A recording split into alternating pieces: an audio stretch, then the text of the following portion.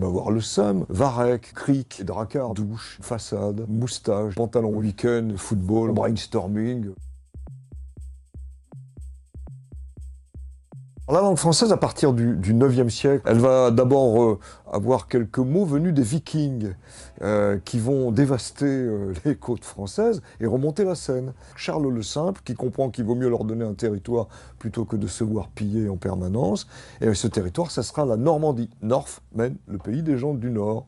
Ils étaient venus avec leur langue normande, norroise. Ils nous ont laissé quelques mots comme varech, comme cric et dracard, bien sûr. Mais en fait, ils ont vite adopté la langue française parce qu'ils ont épousé des Françaises. Et c'est la langue maternelle qui l'emporte le plus souvent. Ça, ce sont les apports des Normands.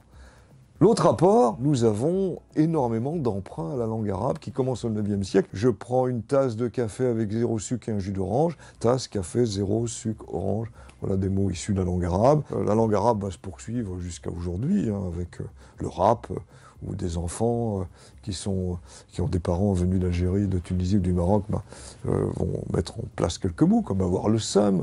Puis il y aura la colonisation, la décolonisation avant, qui nous apporte des mots. Donc voilà, ça c'est vraiment un emprunt fort, au point que la langue arabe est la 3e langue d'emprunt quantitativement.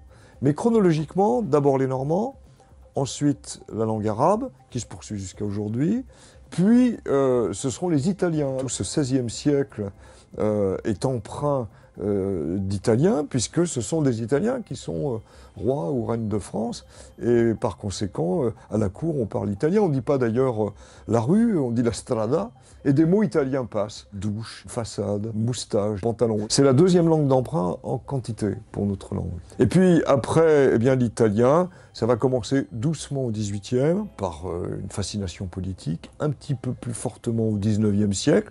Les littéraires, ils sont sensibles à cette langue et on ne craint pas pour la langue française. Et au 20e, alors là, de manière forte, par la Première Guerre mondiale et surtout la Seconde Guerre mondiale, avec une sorte, évidemment, de place aux mots de ceux qui nous ont aidés, dans le fond, à ne plus être sous l'emprise du nazisme. Et puis la musique. Alors la musique, le jazz d'abord, à la Libération, et puis la pop musique, et à partir de là, aussi l'essor économique des États-Unis, et donc il y a beaucoup de mots anglais qui viennent. Alors, moi je dirais qu'il y a 2 types de mots anglais. Il y a ce week-end, c'est installé.